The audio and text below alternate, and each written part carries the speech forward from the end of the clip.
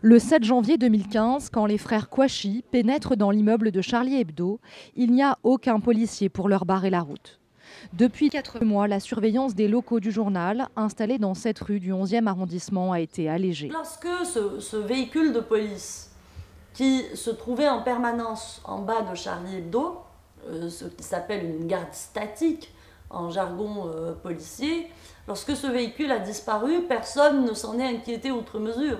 Parce que nous pensions, pour la plupart d'entre nous, ont interprété ça comme une baisse de la menace. C'était en effet l'interprétation de la préfecture de police de Paris qui a décidé de remplacer le fourgon de policiers par des rondes régulières de fonctionnaires.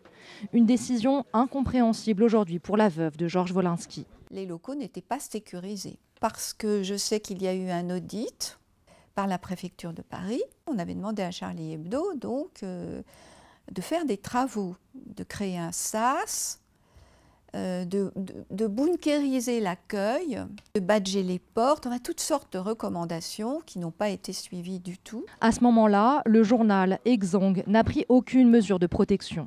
Les autorités ne l'ont pas aidé à le faire. Ont-elles à l'époque sous-évalué l'état de la menace ?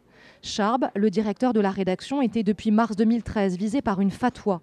Un magazine d'Al-Qaïda l'avait désigné comme l'une des 11 personnalités à abattre. Il était donc protégé par 2 policiers, insuffisant selon cet ancien commissaire.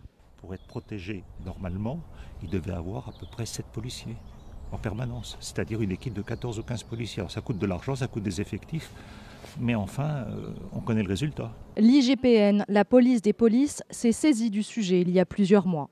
Une enquête administrative est en cours pour savoir s'il y a eu ou pas des dysfonctionnements.